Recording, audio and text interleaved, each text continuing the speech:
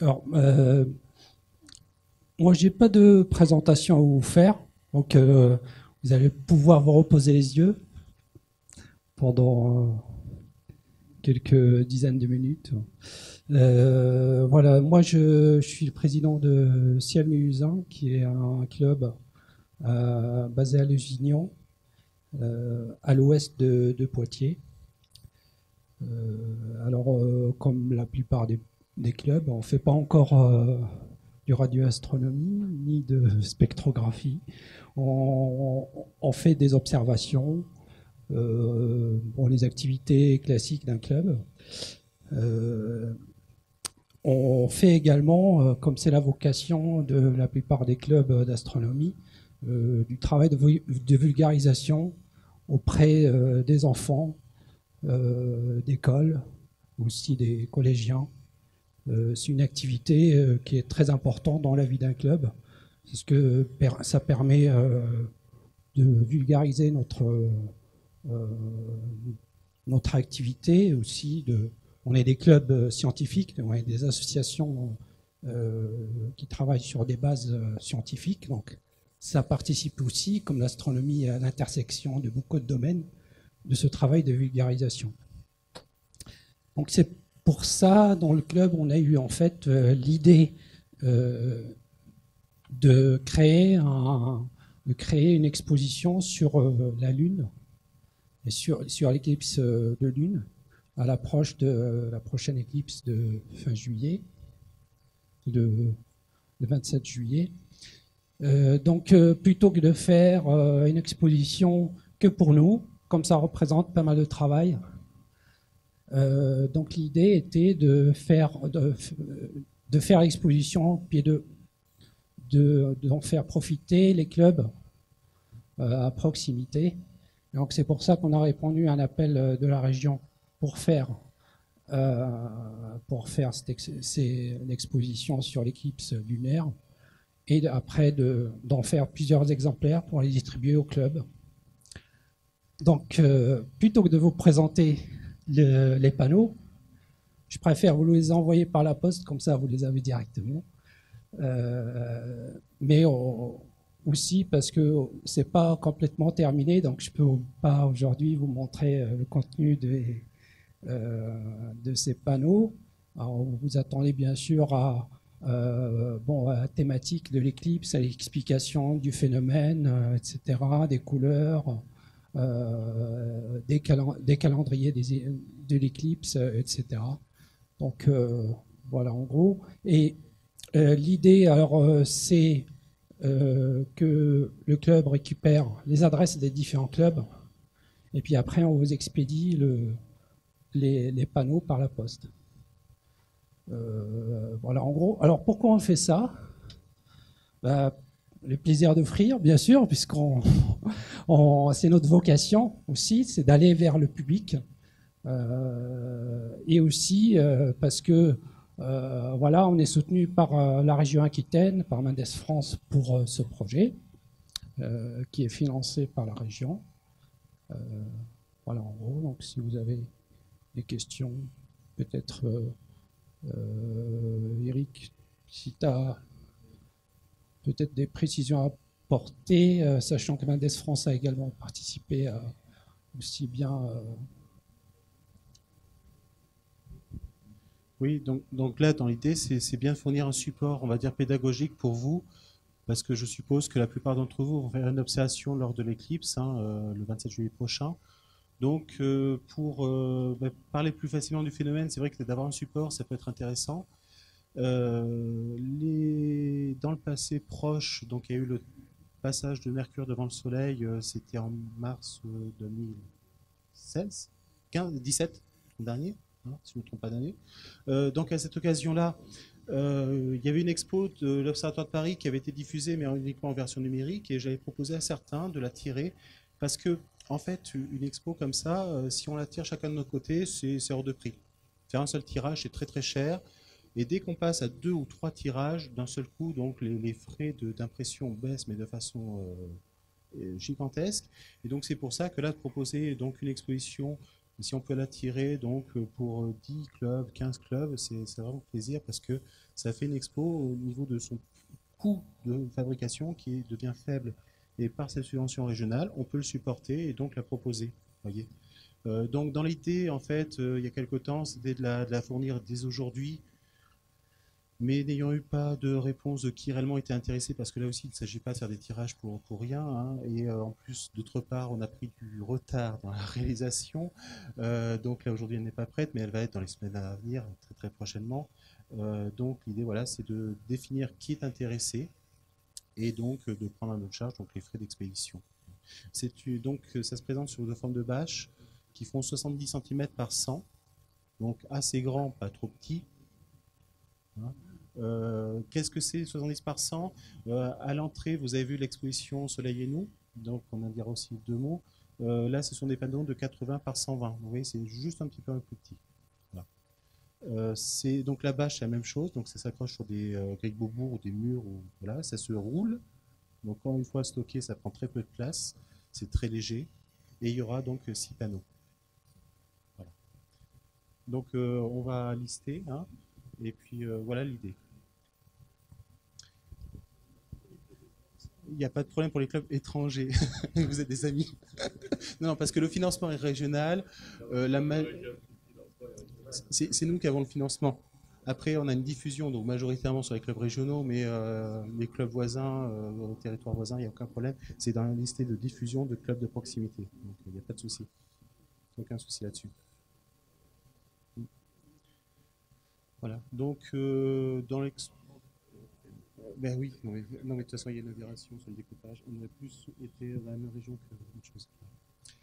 Ensuite, peut-être d'autres... Alors, hop, je fais une petite parenthèse par rapport au plan. Donc, dans un petit instant, Pascal, tu vas intervenir pour présenter justement cette expo. Juste avant ton intervention, peut-être que Abdeljebar a une autre intervention à fournir. Juste pour les questions pratiques, le mieux serait d'envoyer en fait un mail à l'association. Alors c'est marqué Ciel Mélusin, ou tapez Ciel Mélusin sur votre moteur de recherche préféré et vous nous envoyez un mail avec les coordonnées et comme ça on fera suivre pour les envois. Ça me semble le plus pratique. Juste une petite annonce. À Lusignan, on a, pour les gens surtout à proximité, les départements ou les voisins, les Poitevins, on a créé à Lusignan un circuit des planètes. C'est un circuit de randonnée sur le thème du système solaire avec des panneaux. Un circuit de randonnée qui fait 5 km derrière la forêt, derrière le bourg de Lusignan. Donc, ceux qui ne connaissent pas, vous êtes invités à venir visiter. Donc, il y a différents panneaux qui sont répartis sur tout le parcours. Voilà. Donc, mail pour recevoir les demandes pour l'expédition. Tout à fait, si vous avez d'autres questions, disponible pour y répondre. Juste au niveau, je pense que ça sera terminé sous quelques semaines, donc on pourra commencer les expéditions peut-être fin juin, voire début juillet. Voilà. Merci à vous. Merci. Voilà. Donc, toujours dans cette idée, en fait, de là aussi, bon, on se réunit aujourd'hui, on entend des informations, mais derrière, vous voyez, il faut aussi penser à certains projets qui peuvent venir. Donc, voilà, des sortes de bons plans des uns des autres, et aussi faire émerger donc, des relations de travail entre certains. Et donc là, dans ce que va nous proposer Pascal, eh bien, c'est un travail collaboratif de co-conception qui a été réalisé entre l'Espacement S-France, Astronomie Nova et donc une association qui n'est pas une association d'astronomie, je cherche... t'étais là ce matin je crois, qui est une association en fait qui s'intéresse aux questions d'énergie locale, énergie en Afrique, c'est ça, hein, pour résumer en 2 mots, hein. Donc, en s'associant à 3, on a voulu parler du soleil. Merci Eric. Voilà, je suis Pascal Burlot de l'association Astronomie Nova de Sèvres, donc à 10 km d'ici. Et comme vous le disait Eric, donc l'exposition Le Soleil et nous, hein, dont c'est le titre, et que vous avez pu apercevoir en passant là-haut, et donc quelques panneaux sont ici, hein, plutôt à la cave. Donc au rez-de-chaussée, le début de l'exposition et au -1 la fin de l'expo. C'est une expo à thème grand public, hein, entendons-nous bien. La plupart d'entre vous ont plus que des connaissances qui sont données dans cette exposition, mais elle est à viser grand public, on va dire à peu près niveau collège. Hein. Donc soyez pas surpris lorsque vous allez la regarder, vous allez la lire, du niveau de l'exposition. On n'a quand même pas sombré jusqu'au tout l'univers, qui est très bien en soi, mais qui est vraiment enfantin. Donc on est à un niveau relativement acceptable de compréhension, à peu près pour tout le monde. Comment est née cette exposition? Je vais juste prendre 2 minutes pour décrire le processus assez inhabituel dans le genre qui a abouti à la création de l'exposition. J'étais sur mon lit d'hôpital pour la 1e fois lorsque mon téléphone a sonné et je décrochais. Il y avait au bout Jean-Luc Carpin qui me dit « Et si on faisait une exposition sur le soleil ?» Bon, il est vrai que en tant qu'association et en tant que vulgarisateur vers des publics divers, on parle beaucoup du soleil puisqu'on est équipé solaire, mais on n'a pas de support comme ça immédiat pour proposer au public de façon à ce qu'ils aient une connaissance un peu plus approfondie sur notre astre. Moi, j'ai dit pourquoi pas. Après tout, on a un planning qui n'est pas très chargé dans le domaine. Allons-y. Et on s'est donc entouré de Mendes France à travers Eric Chapelle pour avoir une structure logistique qui puisse, je dirais, structurer un peu la fabrication de cette exposition, parce que c'est pas un exercice simple lorsqu'on n'est pas du métier, lorsqu'on n'est pas un professeur dans un domaine particulier. Lorsqu'on s'attaque à ce sujet-là, en fait, on ne sait pas trop vers quoi on part. On a une idée, mais c'est beaucoup de travail. En l'occurrence, ça a consisté à travailler pendant 1 année entière, donc les 3 entités, Astronomie Nova, avec quelques membres de l'association, l'Ami du Pain des Forêts et des Moulins d'ici et d'ailleurs, donc avec Jean-Luc Carpin et quelques membres de son association, et évidemment Eric Chapelle, destiné un peu à souder un peu tout ça. Ça n'a pas toujours été facile, parce qu'on a forcément les uns et les autres une sensibilité différente dans le domaine. Mais bon, il a bien fallu cadrer, et on y est arrivé, je pense, puisque le résultat est à la hauteur, même peut-être plus qu'à la hauteur de ce qu'on souhaitait. C'est une belle exposition dont on est fier, qui doit maintenant vivre. Bon, elle le vit déjà depuis 1 an, mais elle doit maintenant vivre et aller vers son public. Elle est donc disponible.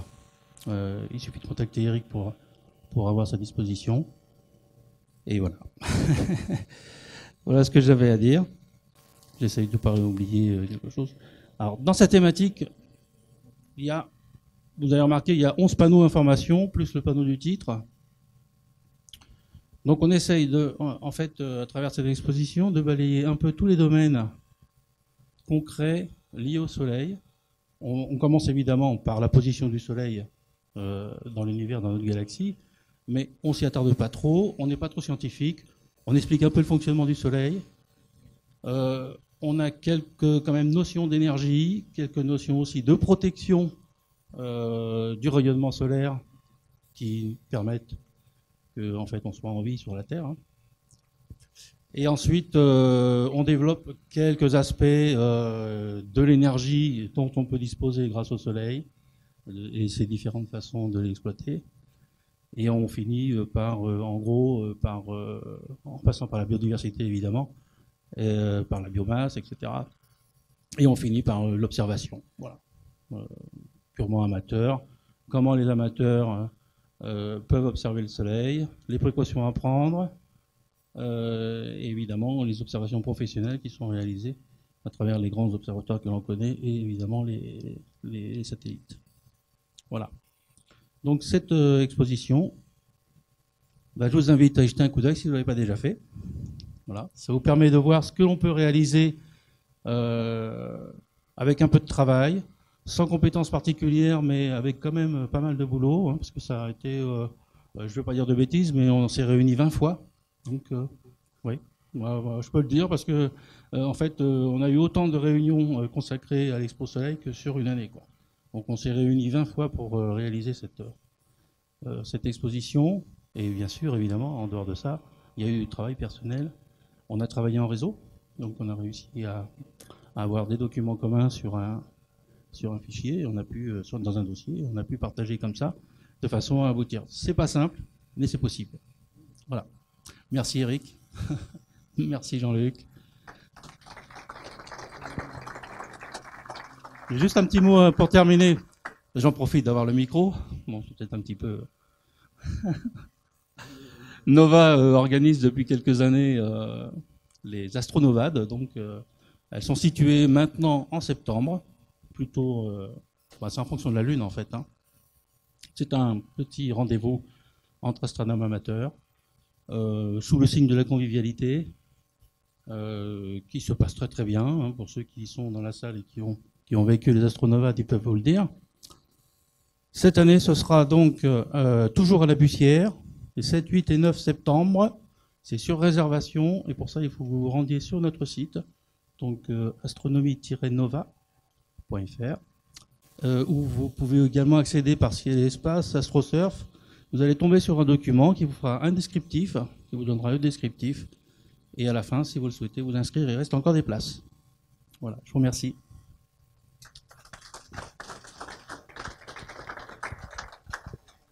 Voilà, non mais je voulais juste rebondir sur juste le passage d'avant, sur la difficulté en fait, effectivement, donc faire une expo à 3, je ne vais pas dire que c'est simple, c'est difficile, mais c'est difficile parce que faire à plusieurs, c'est toujours un peu plus compliqué, faire tout seul, mais faire à plusieurs aussi, c'est beaucoup plus riche. Voilà, donc quand on dit que c'est difficile, c'est que faut choisir les couleurs, faut choisir le format, personne n'est d'accord, donc voilà, c'est là où c'est difficile. Mais voilà, après c'est faisable, ça fonctionne, et puis voilà. Je dois dire que je dois encore remercier Eric parce que la problématique de l'exposition comme ça, qui est grand public, c'est la grandeur des textes. Si Eric n'avait pas été là pour nous freiner, on aurait fait une encyclopédie sur chaque panneau. Donc la difficulté est vraiment de synthétiser l'info au maximum et de la réduire en un texte intelligible qui soit évidemment pas trop long. C'est-à-dire que Eric a été drastique là-dessus, il a dit tant de caractères, point, par panneau. Donc il a fallu se débrouiller avec ça, c'est pas toujours évident. Mais merci parce que le résultat, je pense, est vraiment à la hauteur de ce qu'on souhaitait. Voilà. Voilà. Et ensuite, donc deuxième point sur les astronomades.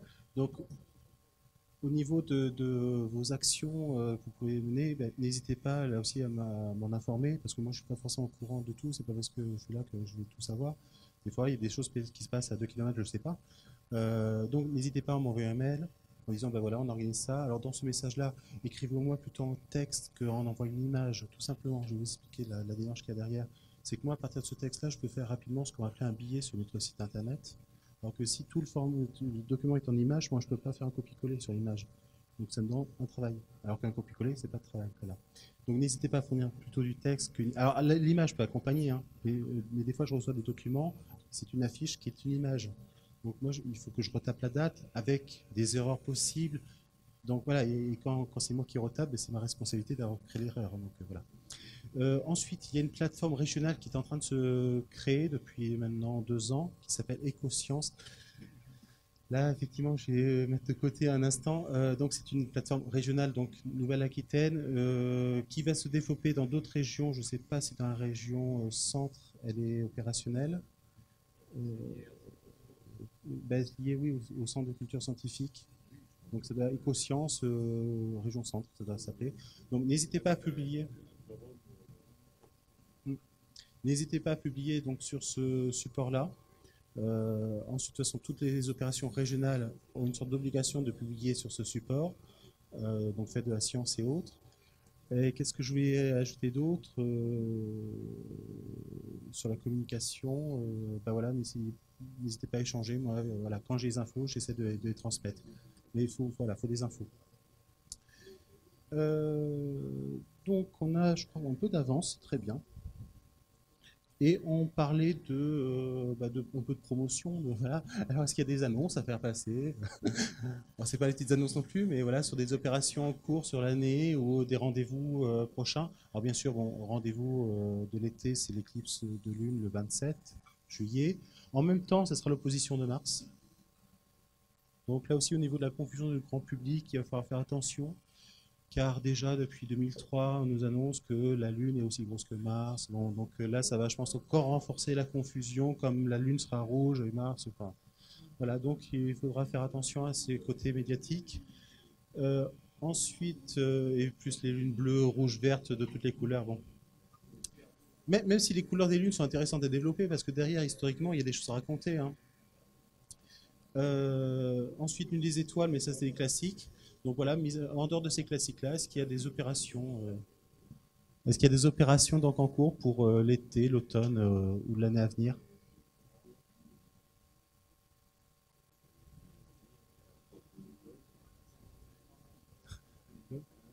Tu disais oui, bon, bah, enfin, oui, ou des projets pour 2010, fin 2018, 2019. Non?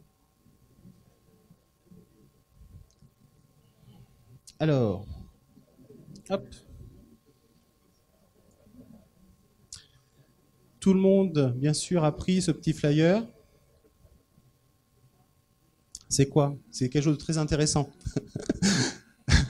C'est une conférence donc, qui va être organisée à Lusignan le 13 juin prochain, mercredi à 20h30, entrée gratuite, qui va être organisée donc, dans le cadre des soirées Babinet. Babinet est un astronome physicien qui est né à Lusignan, une ville voisine à 25 km de Poitiers. Et donc, en quelque sorte, pour lui rendre hommage et faire un petit clin d'œil à ce personnage, eh bien, il y a une série de conférences qui va être organisée en 2018, donc qui vont s'intituler les soirées Babinet, et qui va être un mélange entre des conférences en fait d'astronomie contemporaine et des astronomies donc histoire des sciences. Donc cette première conférence, donc ce sera le 13 juin, est en cours la programmation de la date future qui sera au mois d'octobre novembre sur Babinet. Il y aura une projection sur les éclipses au mois d'octobre à Lusignan et une conférence qui est en cours de programmation, donc qui aura lieu à la fac à la fin de l'année, novembre 2018 aussi. Et donc ces soirées-là sont organisées par le club d'astronomie Ciel Milusin. Bien, alors là, on va faire une sorte de mini-pause, mais vous ne sauvez pas trop. Je vais contacter donc Asma, qui est chez elle à Paris, qui était prévu qu'elle se déplace ici aujourd'hui pour vous présenter Vigiciel.